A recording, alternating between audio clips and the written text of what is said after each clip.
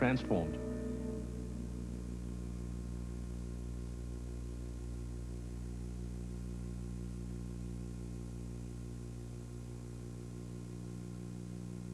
We, who are of the remnant of Israelites, are dwelling peacefully in this land of Spain, which is called in our sacred tongue, Sefarad.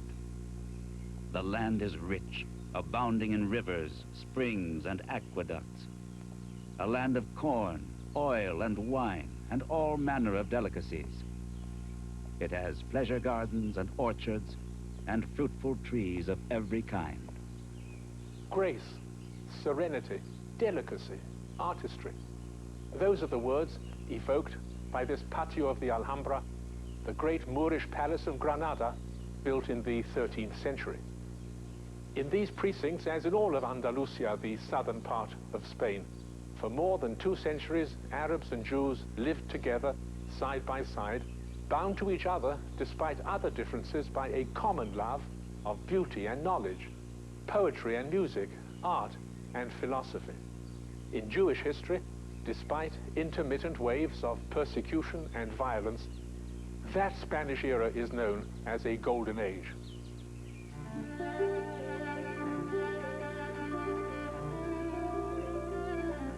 The great wave of Muslim conquest that swept across North Africa had broken upon the shores of Europe, leaving Spain in the hands of Moorish rulers. Jews had followed in the wake of the Muslim conquests, joining in the development of new lands and sharing in the first great florescence of culture since the days of the Roman Empire. Arab civilization built upon a foundation laid by other cultures before it, among them that of the Jews. And in reaching outward to Greece and India and Rome, the Arab Renaissance synthesized a luminous vision of the world.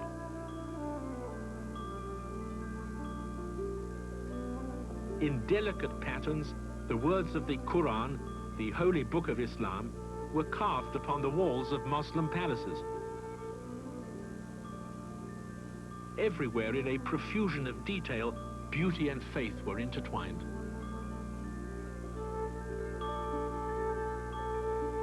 In their search for order and beauty, the Arabs left a profound legacy for all time.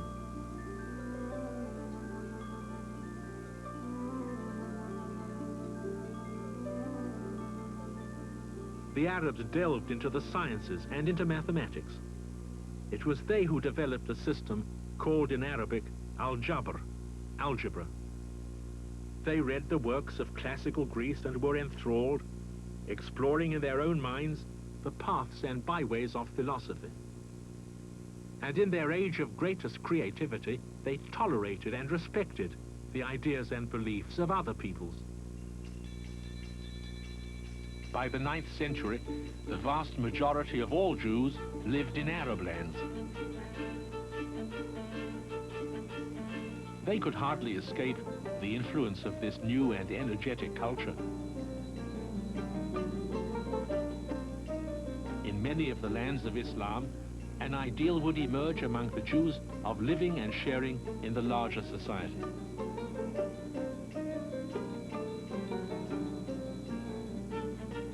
Nowhere was this ideal more fully realized than in the Muslim lands of Spain.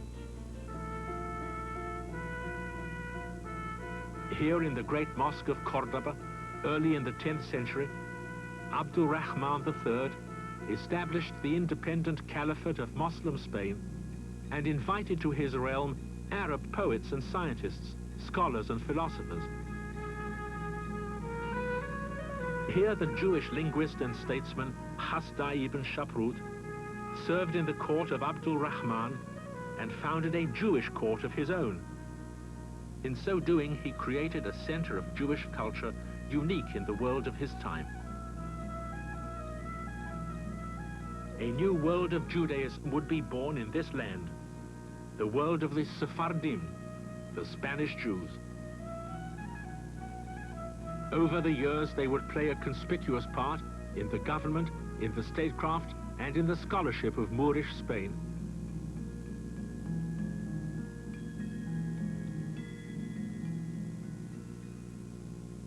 Here in Granada, as elsewhere in Spain, the Sephardim rose to positions of great power. Here, Samuel ibn Nagrela, a Jew, could become prime minister and commander-in-chief of the Moorish armies. His son, Joseph, would succeed him and plan, it is said, the construction of the great red palace, the Alhambra.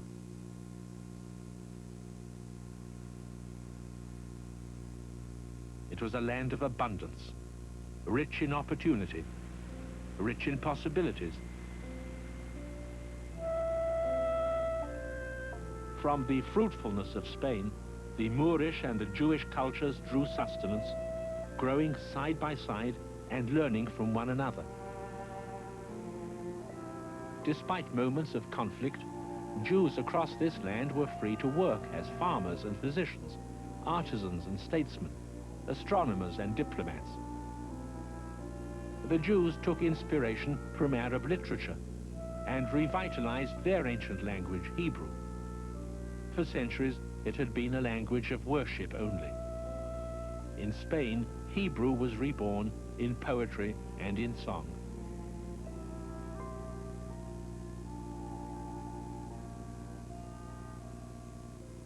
The golden age of Muslim Spain would come to an end as the land broke into separate and warring kingdoms.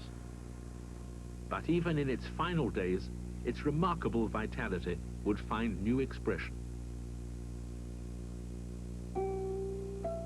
3 centuries of the Golden Age resonate in the work of a single man, the greatest Jewish scholar of his time, Moses ben Maimon, better known to history as Maimonides.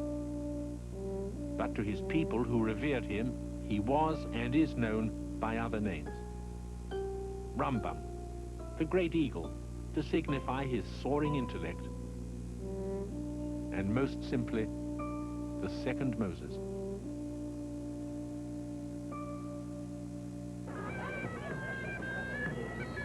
Forced to flee from the turmoil of Spain, eventually he found refuge in Egypt. Intolerant, bustling Cairo, Maimonides, who would be remembered as a scholar, philosopher, and moralist, became first a mathematician, an astronomer, a physician. As one of the greatest physicians of his century, he was appointed to attend the Sultan Saladin. In the year 1199, he wrote to a friend and fellow scholar of his daily routine. I dwell at Fostat. The Sultan's residence is in Cairo. Early each morning, I am obliged to visit him. When the Sultan does not feel well, or when one of his children or wives is ill, I cannot leave Cairo. If they are well, I return to my home in the afternoon, but never earlier. All the rooms are crowded with people. I treat them and dispense prescriptions. The coming and going of patients lasts until evening. When night falls, I cannot speak for exhaustion. Within this routine, Maimonides managed somehow to write continuously 10 books on medicine alone. But it is not for his scientific works that he is best remembered. It is as the sage, the commentator, the wise man. In the synagogue of Ben Ezra, his synagogue, the mind and spirit of the second Moses are alive today. Maimonides searched out the heart of Jewish tradition and codified it in the Mishneh Torah. His contribution has defied the centuries and entered into the thought and life of all of Western civilization. I wish to help the one worthy man out of his perplexity, to show him a way out of his confusion, so that he may attain perfection and peace. In the greatest of Maimonides' works, The Guide for the Perplexed, he set out to examine Jewish religious beliefs in the light of philosophy, to reconcile faith and reason. Let us say that whenever anything in the world seems absurd, ridiculous, or evil, it is because we have but a partial knowledge and we want things arranged according to our taste and reason. But when we look at life and the world from the aspect of the eternal scheme of things, we will find that what seems to us bad and shocking does so only because of our lack of knowledge and wisdom.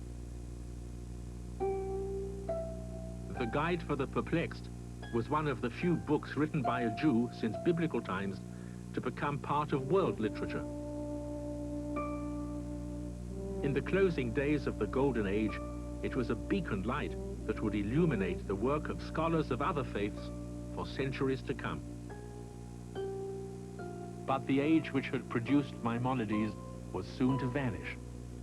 Moorish Spain fell apart in the 11th and 12th centuries, and Christian armies from the north of the Iberian Peninsula launched a campaign of reconquest, in Spanish, the Reconquista.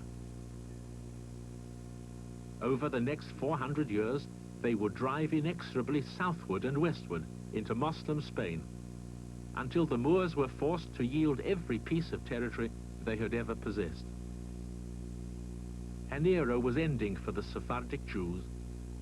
Muslim Spain was dying, and in its place there would now be a Christian land, joined to the Christian lands of Northern Europe.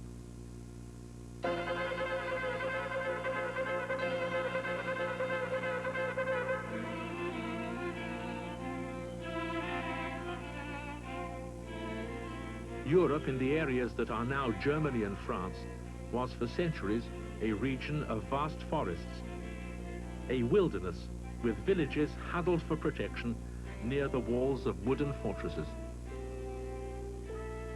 While the Renaissance of Arab culture reached its heights, Northern Europe remained little more than a fragile outpost of civilization. It was a primitive land, with a population barely clinging to the remnants of a culture brought to them by Rome centuries before. There were no nations, no national boundaries. The only bond between the people was their Christian faith. The first Jews to penetrate to this land were traders bringing goods from the Mediterranean. But in time, as stability and peace were ensured by feudal lords, Europe would become a home for the Jews.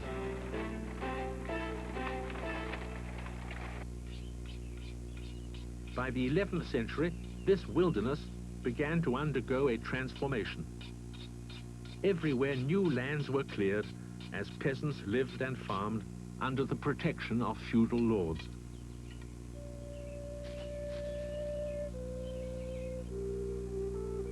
Villages grew into towns, and where once stockades and wooden huts had served, stone walls now rose.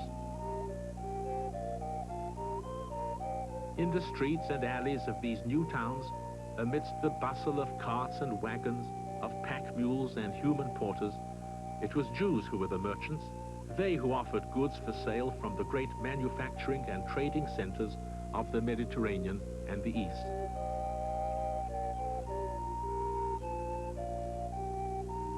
The Jews were the connective link between this frontier society and the sophisticated world of the Muslim lands. Eager to develop commerce in their domains, feudal lords in Northern Europe sought to attract Jews to their towns with offers of special charters and privileges. It was the charters granted by feudal rulers that permitted the Jews to settle in the land. The terms might vary, but without exception, Jews were allowed to practice their faith and live according to their own laws as written in the Talmud. From the 10th and 11th century on, there were established Jewish communities in most of the major cities of Germany and France. The Jews excelled in commerce, and their relations with their neighbors were relatively tranquil. The great Talmudical academies in Germany and France were able to develop an intense intellectual activity. The most conspicuous figure is Rashi, the great commentator on the Bible and Talmud, who lived in Troyes in northern France. Rashi and other scholars of Europe devoted themselves to the study of Jewish laws, answering letters from rabbis who needed help in judging difficult cases among their people. And difficulties did arise in this new environment, forcing the scholars to modify the laws of the Talmud to accommodate life within a Christian world. Because they were isolated from the large Jewish communities of the East, the Jews of Northern Europe developed an identity that was uniquely theirs. In time, they came to view themselves as a distinct branch of Judaism. They called themselves Ashkenazim, after a land in the distant north mentioned by the Bible.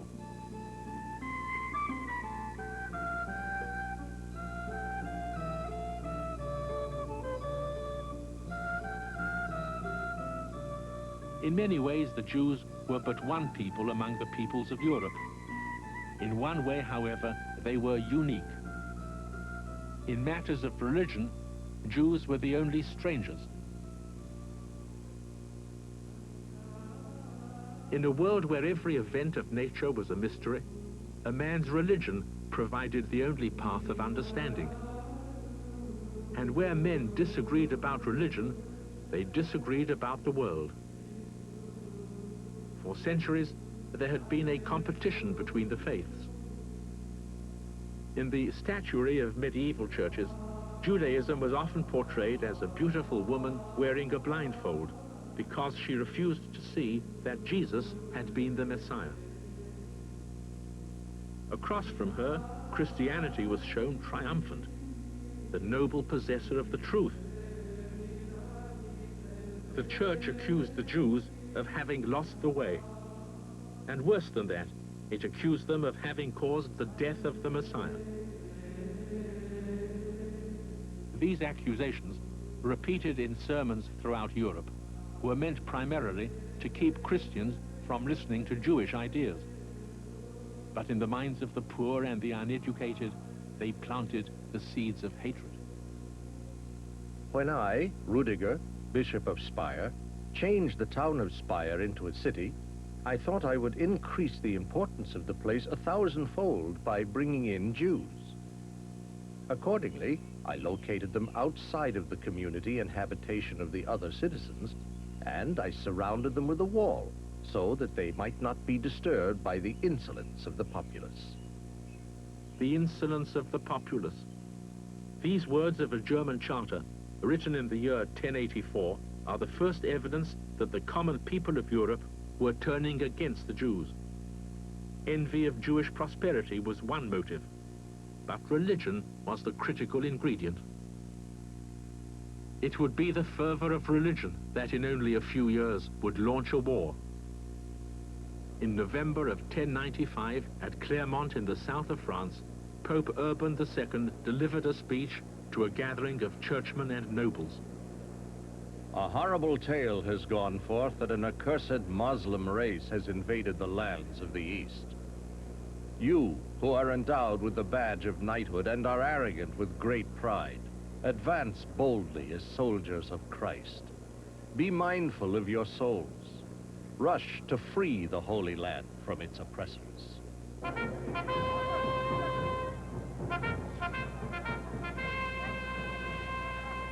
In every corner of Europe, Christian nobles prepared for what would come to be called the First Crusade. Before the nobles could organize their armies, however, masses of paupers began to assemble. For these, the poor of Europe, the crusade seemed a great adventure, a chance to escape the misery of their lives. Most of them hardly knew where the Holy Land was, nor indeed who exactly their enemies might be. Their ignorance at this moment of zealous enthusiasm could lead only to disaster. The paupers now engaged in a war that Pope Urban had never intended. At the end of April 1096, in the Rhine Valley, groups of rabble crusaders assembled into armies. On the morning of a Jewish Sabbath in the beginning of May, they attacked the great Jewish community of Speyer. The Jews fled to the bishop, who used his own troops to fight off the crusaders. The rabble armies now turned against the Jews of other towns. Jews were threatened with death unless they would abandon their Judaism and convert to Christianity.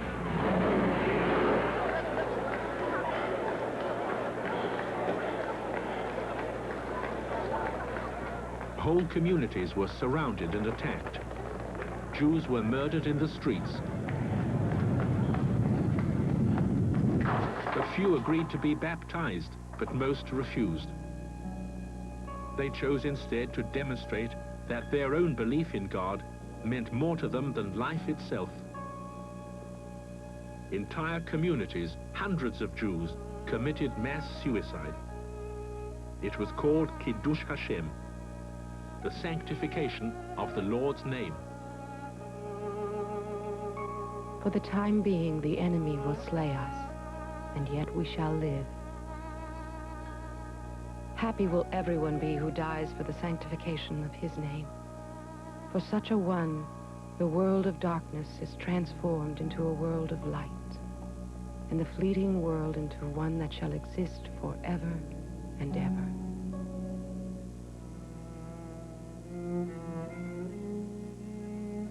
The tragedy of the First Crusade was not only in the lives that were lost.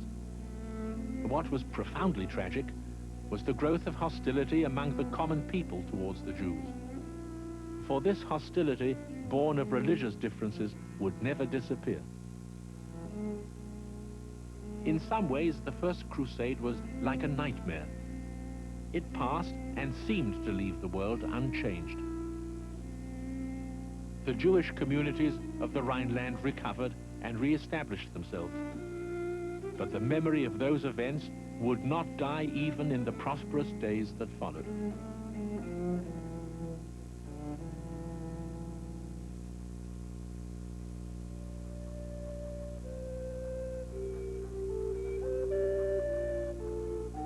The 12th century that now began ushered in a period of expansion and development for the Christian lands of Europe. Towns and cities grew as men left the countryside to become merchants and craftsmen. In these walled towns, burgs they were called in German, a new class emerged, the burghers, in French, the bourgeois. For each of the trades in a town, there was an association or a guild with its insignia and its meeting hall. There were guilds for merchants, for tanners, vintners, weavers, glaziers, for every imaginable occupation. The craftsmen of the guilds were of humble origin, peasants from the countryside or simple villagers. They feared to include in their ranks any men of different background. Almost without exception, the guilds were closed to Jews, excluding them from most aspects of the new economic order. But the growth of trade and commerce also offered new opportunities. And as shipments of goods swelled and laborers had to be paid, one thing came to be needed in great quantity: money. Currency was necessary for economic growth, and coins became such a valuable commodity that men paid interest of more than 30% to borrow them. Christians were forbidden by the Catholic Church to lend money to other Christians for profit. And as the demand for money increased, Jews responded by providing the needed loans. It was a natural economic move for them. As merchants, they had had experience in keeping accounts and managing credit. And although in time Italian moneylenders would displace them, for the moment, Jews became the source of money for investments.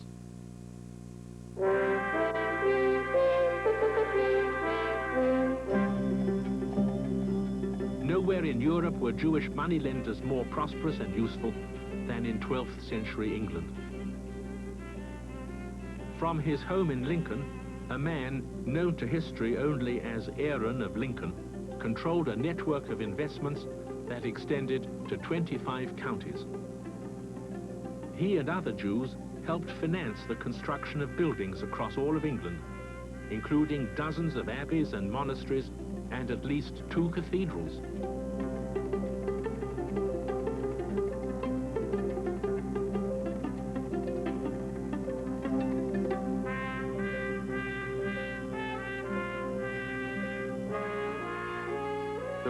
Jews in financing the new economy was a productive one everywhere. The Jews flocked to France from divers parts of the world because peace abode among the French, and the kings of that land were merciful toward their subjects.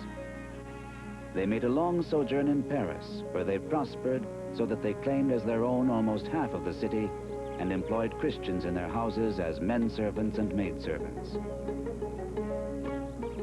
In many of the German towns, Jews were accepted as citizens, and in some places they were even granted public office. The Ashkenazim, once almost insignificant in number, now expanded more rapidly than any other Jewish community in the world. The heart of their settlement was in Germany, and German became the everyday language for most of the Ashkenazic Jews. They mixed with it elements of their ancient language, Hebrew, to create a dialect that would come to be known as Yiddish. In the spirit and vitality of their customs, in their separateness as a community, they found fulfillment.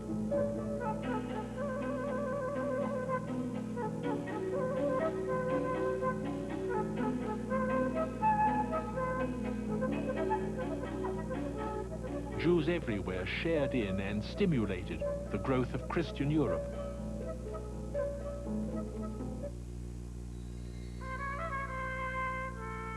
In Spain, Christian armies continued to reconquer the land from its Muslim rulers. By the middle of the 12th century, thousands of Spanish Jews had been brought under Christian rule.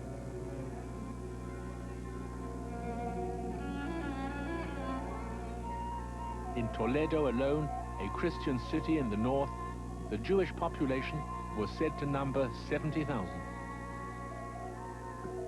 While Berber rulers brought intolerance to Muslim Spain, Jewish refugees were welcomed in Toledo. They arrived carrying precious manuscripts of philosophy, poetry, and science. Their knowledge would help to save the heritage of Moorish Spain from the flames of destruction. Their golden age would now be kept alive in the lands of Christian Spain. In the synagogues of Christian Toledo, the patterns and motifs upon the walls demonstrate the debt of the Jews to their Moorish past.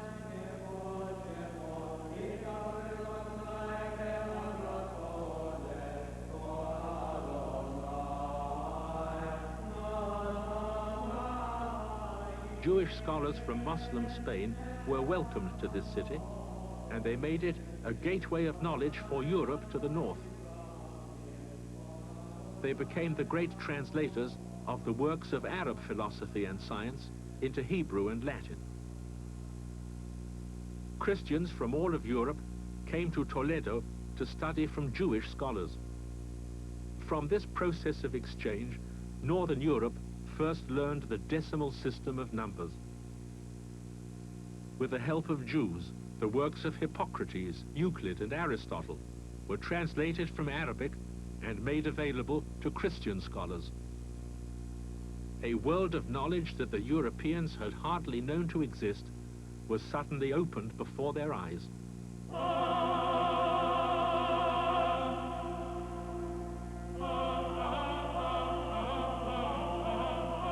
It was the age of the great cathedrals, of Chartres and Notre Dame. An age of technological advances, of mechanical clocks, water mills, and spinning wheels. The 12th and 13th centuries exploded with creativity and a spirit of exploration. Marco Polo set off for China. Universities were born, and avid students read the works of Arab and Jewish scholars, works of science, mathematics, medicine, and philosophy.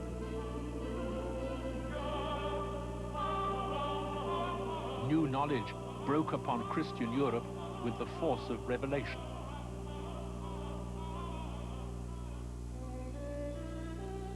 the Church had to face the probes and questions of philosophy and respond to them not out of faith alone, but with reasoned and philosophical argument.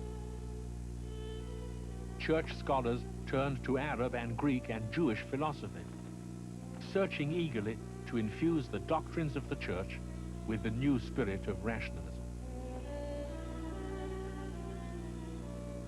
Thomas Aquinas, the most luminous mind among the Church scholastics, found in the works of Maimonides, the great Jewish philosopher, a means of reconciling faith with reason, and he set about constructing a philosophical stronghold for the medieval Christian faith. Man has a natural desire to know the causes of whatever he sees. Through wondering at what they saw, men first began to philosophize. But God is the first cause of all. Therefore, man's last end is to know God. It was a time of charity and humanity within the Church, a time when the monastic orders sought to renew the ideal of poverty and simplicity in the service of faith.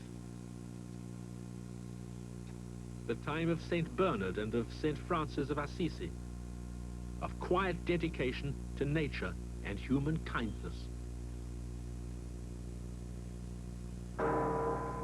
But in this complex era, the Church was sometimes threatened with movements of revolt.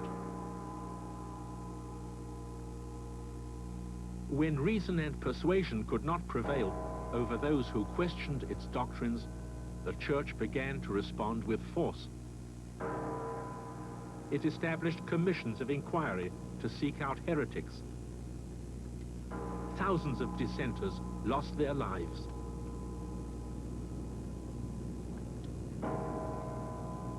Feeling its position threatened on many sides, the Church hardened its policy also toward the Jews. The Church sought to isolate them, lest Jewish beliefs draw Christians away from the Church.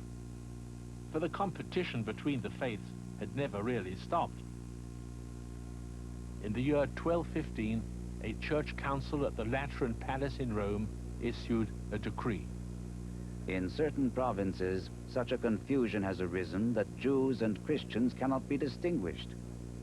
We hereby order that the Jews in every Christian province shall be marked off in the eyes of the public through the character of their dress. In many places, Jews were required to wear yellow badges and pointed hats. The purpose was to separate them from Christians. A quarter century later, Pope Gregory IX took a step that would strike at the heart of the Jewish heritage. Since the Talmud is said to be the main reason the Jews remain obstinate in their mistaken faith, we herewith order that on the first Saturday of the Lent to come, in the morning, while the Jews are gathered in the synagogues, you shall seize all the books of the Jews who live in your districts. Jews felt themselves threatened as never before, threatened in their very identity. For it was the Talmud that held the Jewish people together from generation to generation and through all the lands of their dispersion. In Paris, the Talmud was subjected to a public trial and judged guilty of defaming Christians. As Jewish onlookers wept, 24 cartloads of handwritten manuscripts were burned.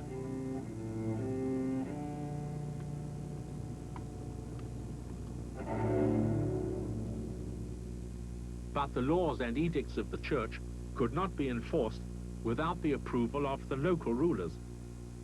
And while some rulers applied the anti-Jewish regulations, most did not. Their interests lay in the well-being of the Jews and the prosperity they brought to their realms.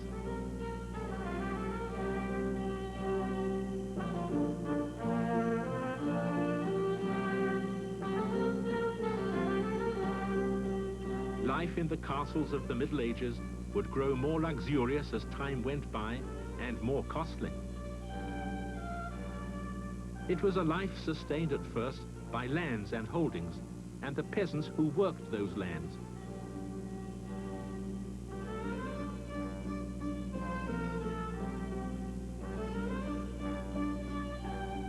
But as the need for money grew, the nobles turned to taxation.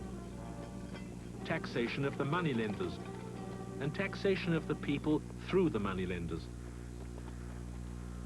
The people who were taxed in this manner were often those who could least afford to pay. A peasant who needed money to tide him over a bad harvest, or an aristocrat who had to mortgage his lands to pay off his debts. The Jews who provided loans found themselves forced by rulers to charge ever-increasing rates. It was an impossible situation. The first signs of conflict began to appear as early as the 12th century. In England, the kings had been taxing the profits of Jewish moneylenders since the days of the Norman conquest. The Jews had come to serve as tools of the royal treasury in raising money from local aristocrats. By the late 12th century, many lords were unable to repay their debts to the Jews. In 1189, a group of nobles instigated riots against the Jews. The first was in London, but soon riots broke out in other towns as well.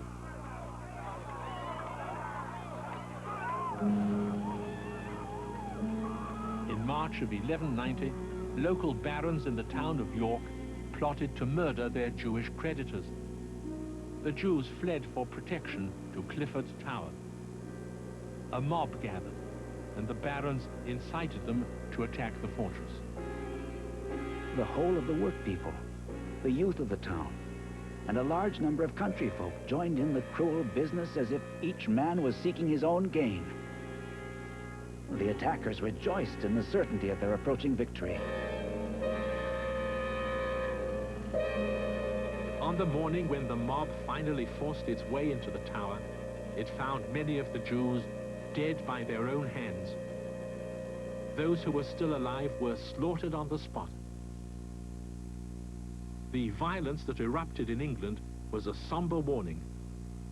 Where economic resentment was added to religious animosity, the hatred that resulted could not be contained. All across Europe, in varying degrees, Jews acted as intermediaries for rulers in exacting money from their subjects. This then was the sequence. Kings and nobles protected the Jews for a time and borrowed heavily from them in order to be able to govern. They then taxed the Jews heavily in order to recoup a part of their expenses. The burden of this tax was passed on to the people. As taxation grew heavy, the bourgeois of the cities and the peasants of the countryside began to rebel against both the nobles and the Jews. Juries were ransacked and nobles assaulted.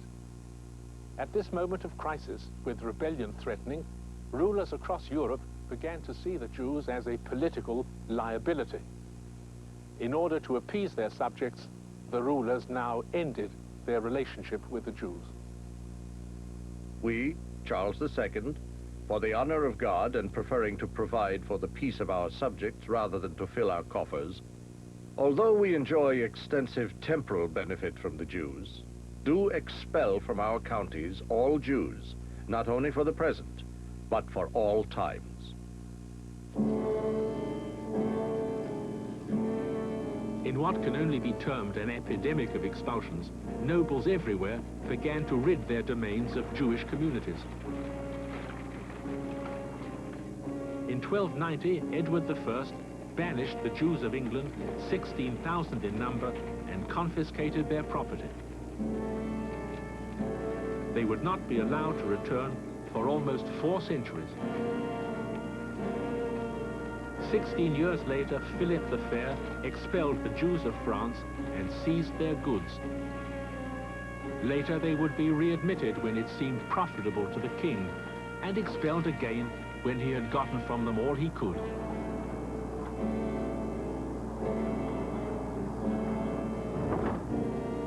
Only in Germany, where the land was broken into countless territories and where town governments shared in the profits of money lending, did Jews remain, but in great insecurity.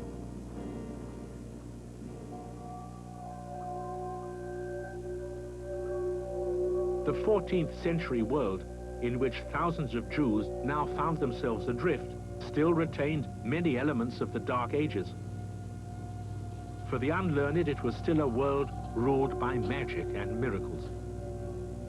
People thought fireflies were the souls of infants who had died before they could be baptized, and that heart attacks were the work of demons. Phenomena not otherwise accounted for were attributed to the influence of the planets, or finally to the will of God. But in 1347, there occurred an event so terrifying, so devastating, that no explanation, not even the will of God, seemed adequate. In October of that year, a Genoese trading ship drifted into harbor at Messina in Sicily. Its sailors were slumped over their oars, all of them dead or dying. On board was a terror known as the Black Death, the bubonic plague.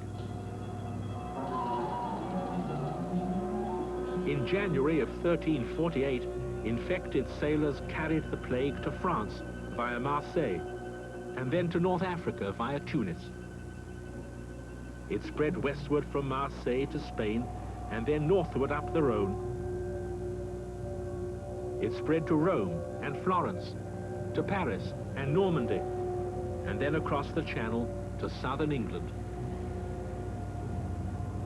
No country escaped its ravages.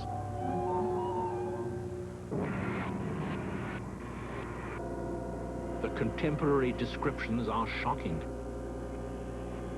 The common people fell sick daily by the thousands. A great many breathed their last in the public streets, day and night. Everywhere, the city was teeming with corpses. People would drag them out of their homes and pile them in front of the doors. It was not uncommon to see a single bier carrying husband and wife, 2 or 3 brothers, father and son, and others besides. The disease began as swellings in the armpits or groin that sometimes grew to be the size of eggs. The swellings quickly spread over the entire body and turned to black and livid blotches. In 2 years, the bubonic plague claimed some 24 million lives, 1/3 of Europe's population. It shredded every legal and human bond that held medieval society together. In despair, people looked everywhere for an explanation, looked everywhere for a way to halt the plague before it killed them all. A rumor spread from city to city that Jews had poisoned the wells. Pope Clement VI came to their defense. Recently, we have heard that certain Christians, seduced by the devil, are blaming the Jews for the pestilence which God is afflicting upon the Christian people. But this pestilence is all but universal. It afflicts both the Jews themselves and many other people that have no contact with the Jews. The accusation against the Jews is absurd. In vain, Pope Clement argued for reason. Throughout Europe, communities were attacked. 2,000 Jews were burned in Strasbourg, thousands more in Mainz. Social order disintegrated, and the number of Jews murdered by the mob grew steadily. It is a dangerous platitude to say that the Jews of Europe were made a scapegoat. It is dangerous because it explains nothing. It does not explain the anger felt everywhere against the Jews that led not only to the killings of this period, but also to the anti-Jewish attitude among Europeans that was to survive for the next 500 years. In the course of the Middle Ages, the Jews had come to be resented by the common people for complex religious and economic reasons. Religious resentment was born of the unfortunate competition between the Jewish and the Christian faiths that had started more than 1,000 years before. That competition had resulted in formal action by the church that had further alienated the Christians from the Jews. But the economic resentment of this period was new, and when combined with religious and social differences, it proved to be the most destructive of all. The Jewish communities of medieval France would never recover. Those in Germany continued subject to constant attacks and expulsions until they were decimated and impoverished. Only in the east of Europe, in Lithuania and in Poland, could the Jews find lands where they were protected, lands where the future offered hope.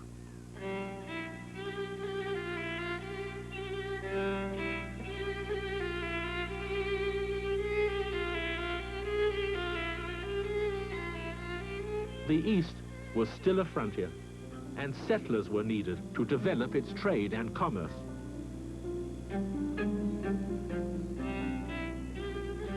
It was here that the Ashkenazim would find a home to shelter them once again.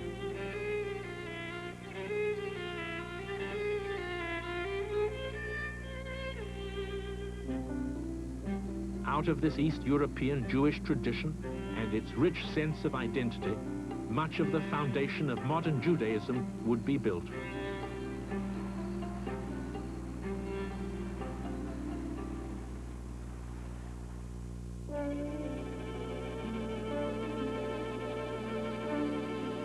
Spain. Spain had not been immune to the horrors of the Black Death, nor was it immune in the aftermath of the plague to the turmoil of social upheaval. Toward the end of the 14th century, the virus of anti-Jewish attitudes born in Northern Europe began to make its way into the mainstream of Spanish culture. There were outbursts of popular violence against the Jews. Under militant, zealous religious leaders, an energetic effort was made to convert every Jew and every Muslim who lived in Spain to Christianity. In some places, Jews were forbidden to eat, drink, or even talk with Christians. They kept us from trades, farming, and crafts. Instead of silken apparel, we were obliged to wear wretched clothes. Starvation stared everyone in the face. Breaking into this synagogue of Toledo, zealous Christians declared it a church, Santa Maria la Blanca. The pressure and violence became so intense that thousands of Jews converted to Christianity. Here and throughout Spain, it was a tidal wave of conversion. And when it receded, it left behind as many as 100,000 converts, whom the Spanish called the New Christians.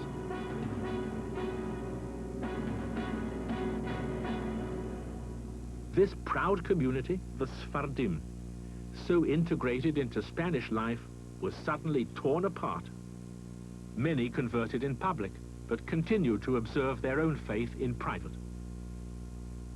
Resentment appeared against those Jewish converts who held to their ancient customs.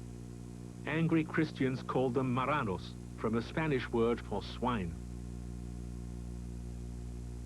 When the kingdoms of Christian Spain were at last united under the rule of Ferdinand and Isabella, the two monarchs set out to purify the faith of their Christian subjects.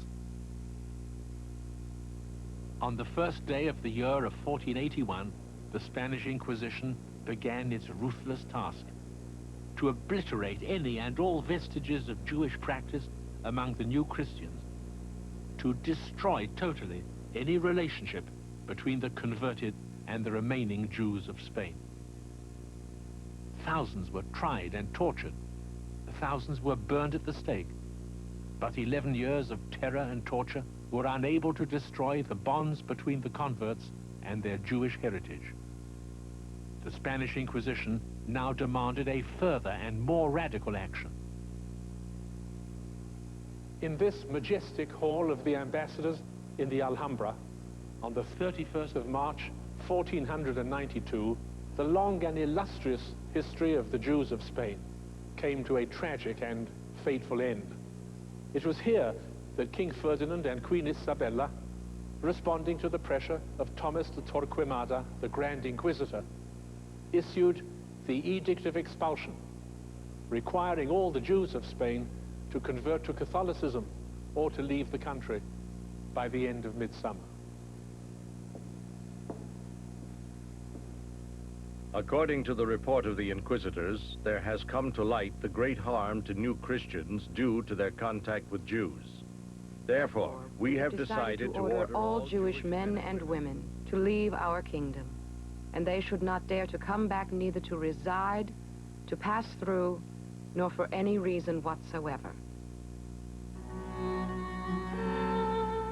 Throughout the spring and early summer of that year, more than 150,000 refugees clogged the roads of Spain, leaving behind their homes and vineyards, their workshops, their synagogues, their places of learning, their memories of triumph and of trial in the unforgettable centuries they had lived under Arab and Christian rule.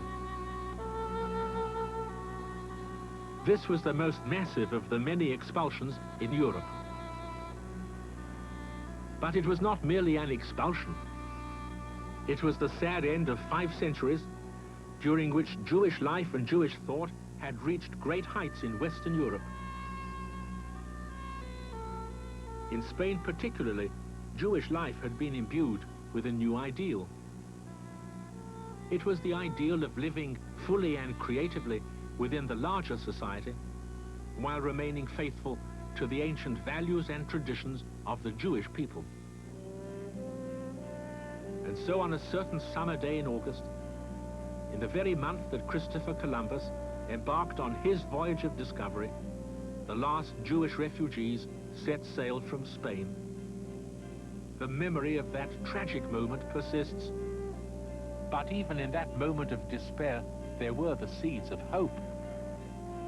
For they carried with them a legacy of faith that would sustain the Jews of Spain and of all Europe in other lands and in new worlds yet to be discovered. In the 5 centuries that ended in 1492, 2 great traditions of Jewish culture had been born in Europe. For the Ashkenazim and the Sephardim, now as then, the words of the sweet singers of the Golden Age carried still upon the wind. The sun and moon, these minister forever. The laws of day and night come never to an end. Given are they as signs to Jacob's seed, that they shall ever be. Let them not say we are desperate, even at the time of their ruin. Let them believe only they are eternal, and that they shall not cease until there be no night or day.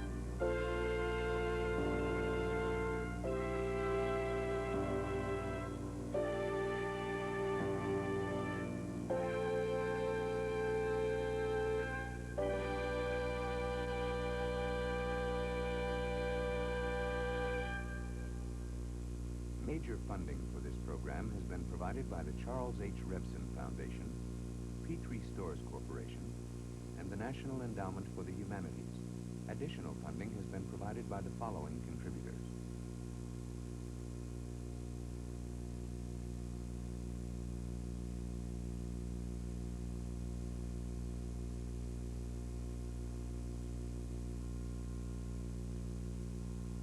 A complete donor list is available at WNET.